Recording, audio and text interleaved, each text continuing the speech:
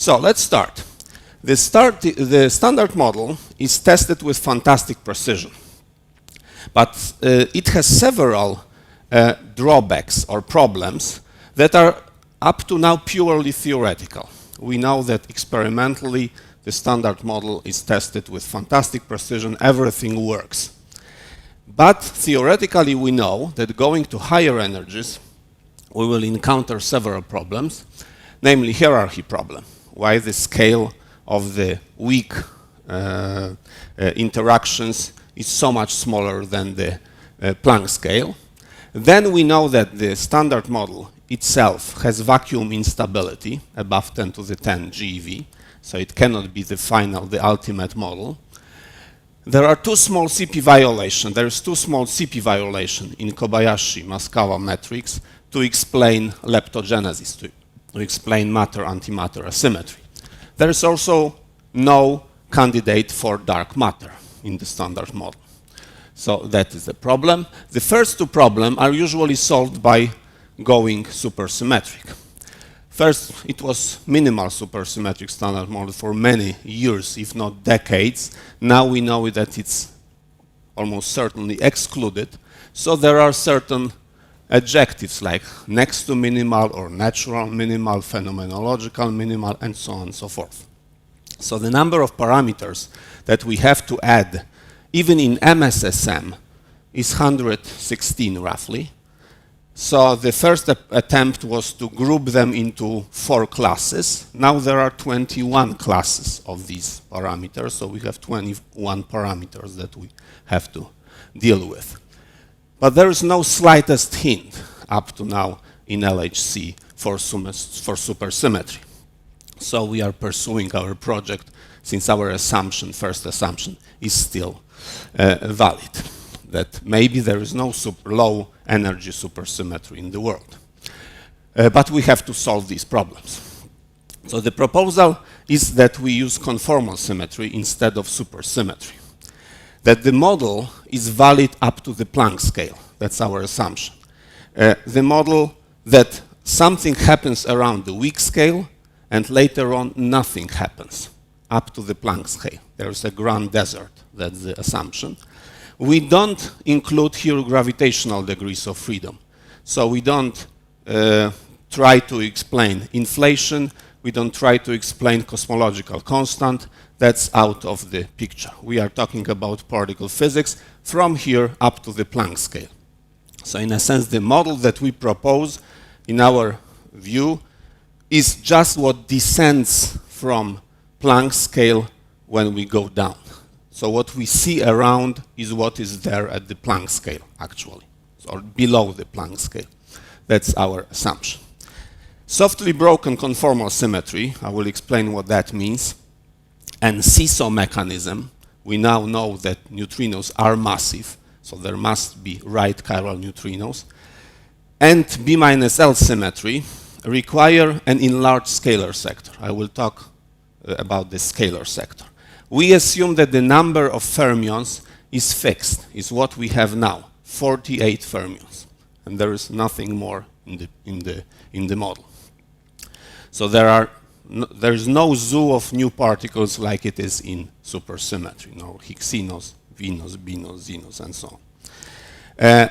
So all 3 problems that I mentioned can be solved in some sense that I will describe in a minute what I mean by solution of these problems.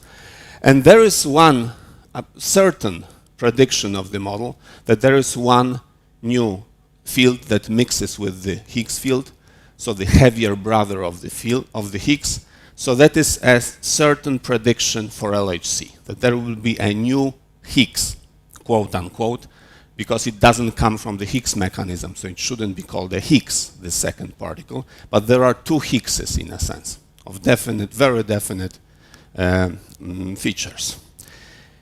There are also phases of this enlarged scalar sector. There are pseudo-Goldstone bosons, and they are very light, naturally very light, very long-lived, and extremely weakly coupled. And they are candidates for dark matter. So in this picture, the dark matter is not composed of WIMPs of massive particles of order of 100 or 1,000 GeV, but they are very, very like, they are axion-like. So the dark matter is axion-like in this picture and not massive, like in supersymmetry it is. So what is softly broken conformal symmetry? We treat Planck mass as a real physical scale. So that is something where we, in a sense, define the theory. So we don't take cutoff to infinity limit. That is usually done in quantum field theory, that you go with lambda to infinity, then you subtract the infinity, and nothing depends on the cutoff anymore. So you introduce in logarithmic corrections mu, the scale, but for example, you don't have the quadratic divergences then. They are subtracted at the infinity. In our case, Planck mass is a real bona fide physical scale. And everything what we do is defined at this scale. So we don't go with the cutoff to infinity. So then we have to take care of quadratic divergences. Because if we have Planck mass as a real scale, we have quadratic divergences in the system that are proportional to Planck mass squared. We assume that the theory above Planck mass is finite somehow. We don't know how. That's our assumption, that the theory that descends from the Planck scale does not have ultraviolet problems anymore. We define the theory at the Planck scale, and we descend down. So all the bare, what's called usually bare parameters that are defined at any scale in the usual quantum field theory approach, here are defined at the Planck scale. That the definition of all parameters are done at the Planck scale. The assumption is that all dimension full bare parameters are small in comparison to Planck mass. That's the assumption. We don't know where it comes from. That's our assumption. They are of the order of the weak scale, of course. And coefficients in front of quadratic divergences cancel at Planck mass. And it turns out, that was surprising for us, that this is we satisfy one equation at the Planck mass. So we have bare parameters. I will show what these equations look like. They are just combinations of the powers of the bare parameters, and it is a sufficient condition to keep all parameters small when we go down to the Planck scale. So supersymmetry is, of course, with these definitions, is also softly broken conformal symmetry. It satisfies all those, except the last one. The last one, this coefficient in front of quadratic divergences cancels everywhere. At each scale, these coefficients cancel when we have supersymmetric theory, while it is sufficient that they cancel at one point in energy, is sufficient to get rid of the hierarchy problem. So in a sense, supersymmetry solves them.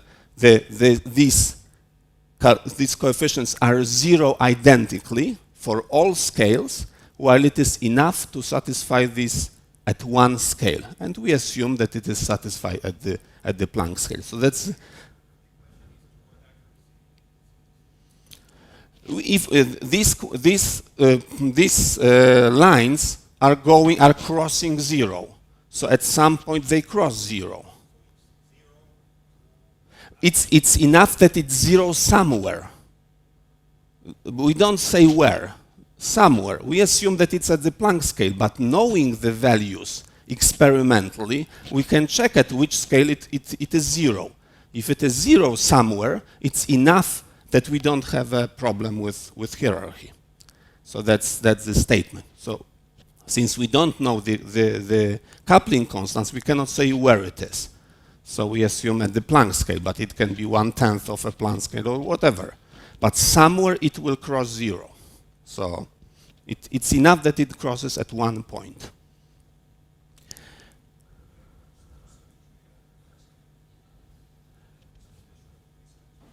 Then this condition would be satisfied, yes. There would be no hierarchy problem, no. I will show the coefficients that we have. So actually the equations downstairs that I can give you a proof of that.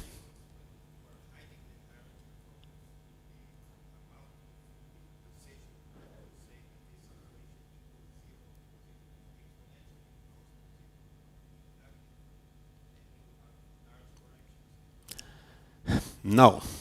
In a sense, if my equation that I will show, some lambda 1 squared minus 3 lambda 2 squared, whatever, if I run the coefficients and I see that they are negative somewhere and positive somewhere, they have to cross 0. So I defined my bare parameters at the point where it is exactly 0. That is my definition of bare parameters. I defined my theory there. And it's enough that if I have bare parameters at this point, particular point, that I don't have the... okay, we can talk about that later. But that's very important for us. That's okay. In the conformal standard model, we have the... let me see.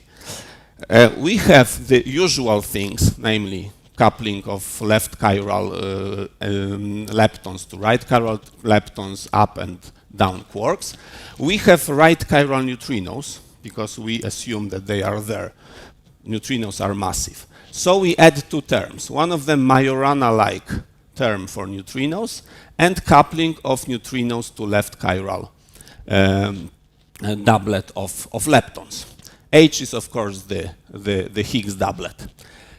But since we assume that there is this softly broken conformal symmetry and that B minus L is unbroken, we have to add in front not the coefficient, as is usually done, because then we would break B minus L, but we add a field. We assume that this is a field which is symmetric, complex, and transforms under B minus L, so that the whole thing is B minus L symmetric.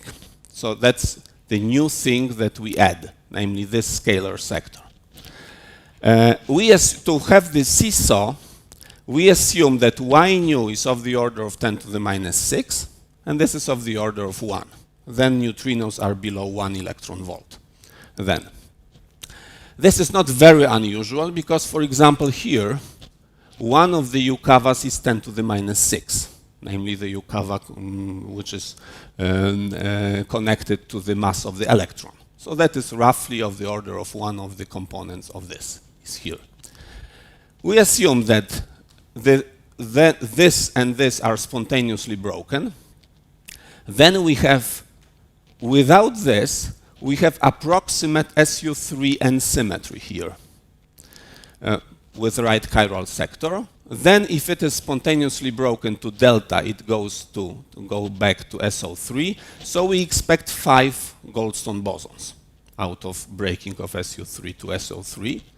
But this is also broken explicitly by this, but it is a very small breaking. B minus L is unbroken. Seesaw mechanism acts here.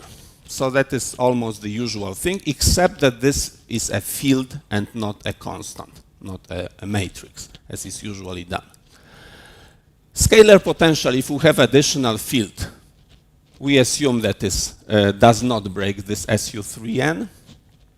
We decompose the fields in the usual way, the Higgs, the phi.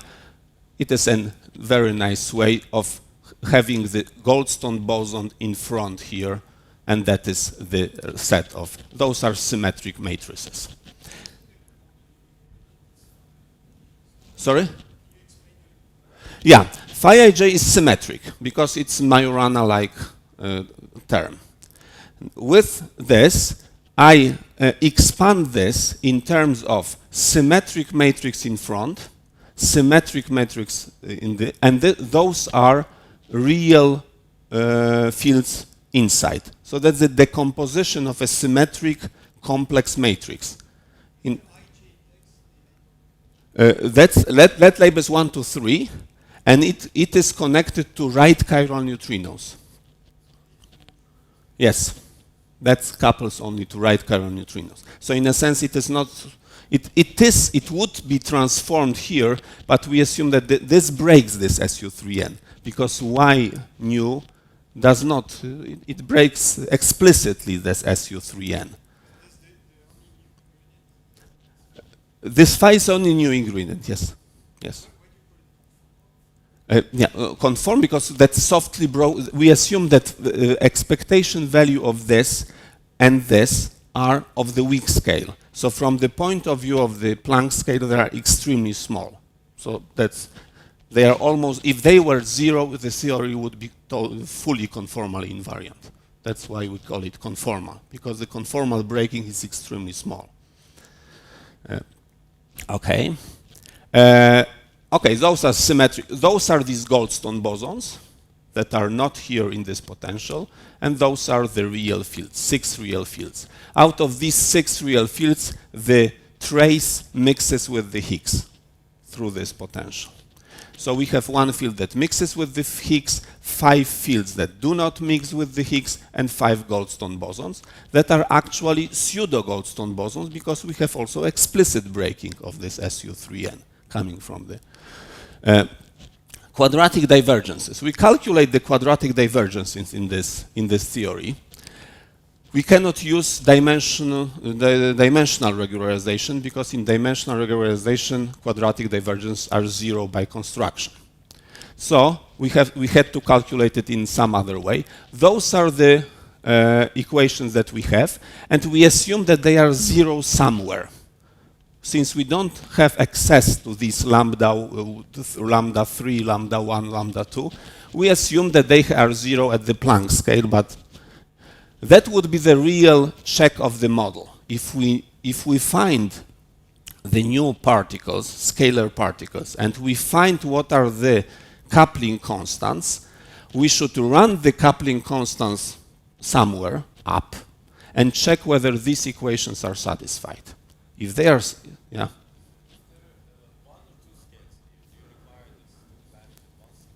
At one scale, at Planck mass, yes. So we run those from the weak scale up to the Planck scale. We assume that the running does not produce Landau poles, does not produce instabilities, that all the couplings are small over these 17 orders of magnitude, and at the Planck scale they satisfy this. So they are bare parameters at the Planck scale in a sense.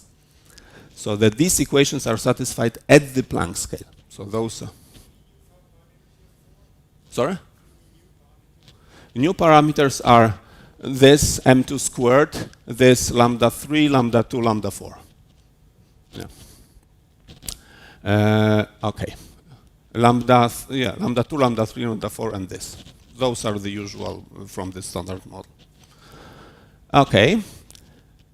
We assume that lambda I, so we want to find such lambda I that the vacuum is stable, so it doesn't have a problem of the standard model that above 10 to the 10, a lambda 1 goes negative.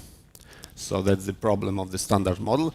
We now know the value of the Higgs mass and the value of the top mass, precise, almost enough, so that to say that the vacuum in the standard model is unstable above 10 to the 10.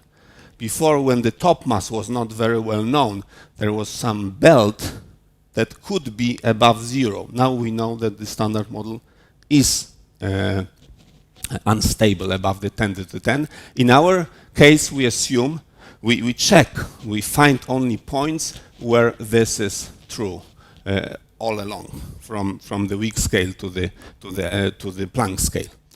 There are no Landau poles, no instabilities, that's the instability. And we assume, we want to find the point that RGE running of all these points, all couplings are small between weak scale and the Planck scale. So when they start, when they are small there, they are small everywhere. So, experimental verification. Any of the following would immediately falsify the model. Discovery of genuinely new mass scale, because then this assumption of conformally, soft conformal breaking would be, in a sense, falsified if there was a scale of 10 to the 16 GeV, for example, like in GATT models, or with axion models. That would be Detection of new fundamental spin 1/2 degrees of freedom. We probably couldn't incorporate them into the model. Detection of non-sterile charged scalar degrees of freedom. We added only sterile degrees of freedom that do not couple to charged particles of the standard model, only to right chiral neutrinos, which are sterile from this point of view. So it is predicted, these scalar degrees of freedom are always predicted by two doublet models, or all models of SUSY. All SUSY models predict presence of non-charged or non-sterile scalars. So that would completely ruin the model or make this model invalid. Experimental predictions of the model. Branching ratios that we can calculate in the model are different from the standard model. So for example, the Higgs that was already discovered is not pure doublet. It's a mixture of a doublet with the new scalar. So if it was not the hadron machine, if it was the lepton machine, we would know the cross-section and the decay rates of the Higgs already with big precision. And then we would know whether the cross-section for production of the Higgs is that of the standard model, or for example 0.9 times the standard model. Now the precision is roughly 30% that we know the cross-section for the production of the Higgs. But in this model, the Higgs that was discovered is not pure doublet. It's a mixture with the new scalar. And of course, there would be another mixture, orthogonal one, that would be heavier, but would be much narrower than the usual Higgs would be, because it would be multiplied by the sine squared of beta, where sine of beta is the mixing angle. So there should be another scalar particle looking like Higgs, behaving like Higgs, but much narrower than the Higgs of that mass. So that's the prediction of the model. So that's this. And also, the branching ratio even of known Higgs should be different than the standard model predicts because of this mixing. There are right chiral neutrinos of mass. Everything is of the mass of TeV. There are massive scalars that are sterile, very difficult to produce at the LHC, except this one that mixes with the Higgs. That is the only one that can be seen, quote unquote, easily. There are also phases of this phi ij that are Goldstone bosons without this y nu, and pseudo-Goldstone bosons because of explicit breaking. And one can calculate their decay rates and their interactions. They are extremely weakly coupled, and their lifetime is bigger than the age of the universe. So they are the candidates for dark matter in this approach. There is also B minus L, completely massless scalar, but that doesn't couple at all. And there is also a region of parameters that we checked, that matter-antimatter asymmetry in the complex matrix Y nu, coupling right chiral neutrinos to left chiral neutrinos, that gives us 10 to the minus 10 matter-antimatter asymmetry. So we have looked for the points that satisfy all criteria. Namely, that, once again, that all coupling constants are small from the weak scale to the Planck scale. There are no Landau poles, that we have that is our prediction, in a sense, for different Ym, for different masses of right chiral neutrinos. That is the heavier brother of the Higgs. That is the tangent of the mixing angle. Those are masses of the new sterile particles, heavy sterile particles. That is the width of the new of this H prime in giga-electron volts, in GeV. That is the branching ratio of this new to ordinary particles. That is the branching of the already known Higgs to ordinary particles.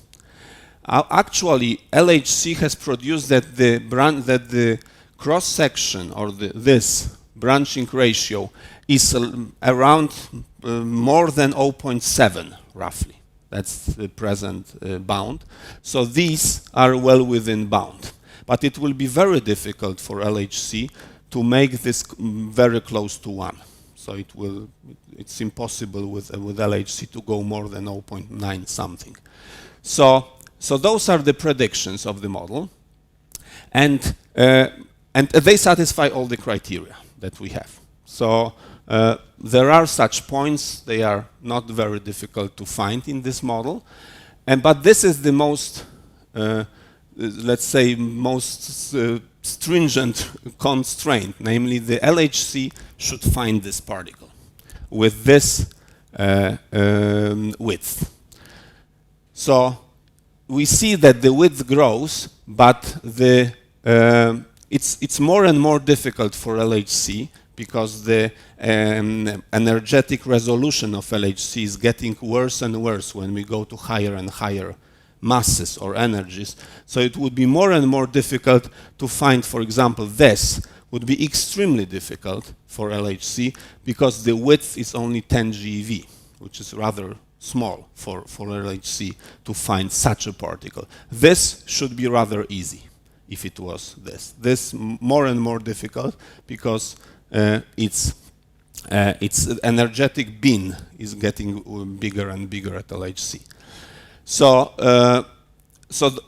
There are, on top of it, there are these weakly coupled particles that are axions, and the abundance of axions comes within a factor of 10 of what we would need.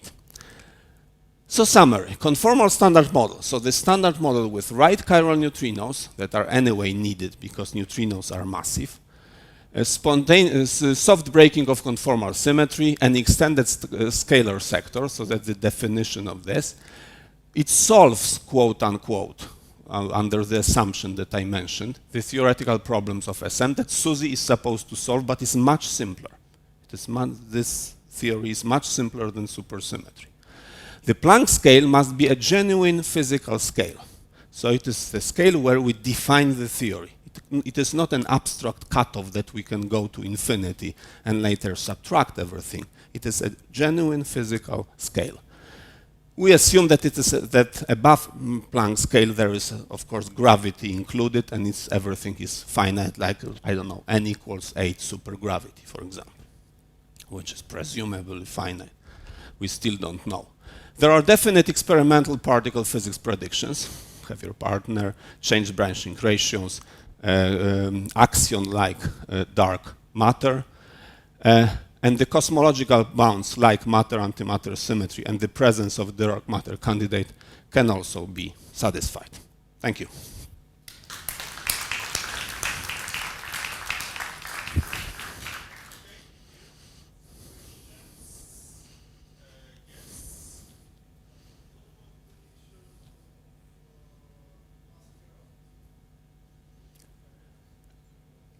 We have nothing to say. These you mean between quarks and leptons? No, we have nothing to say. We just take these matrices as they are in the standard model. So we don't predict them. They are numbers, matrices.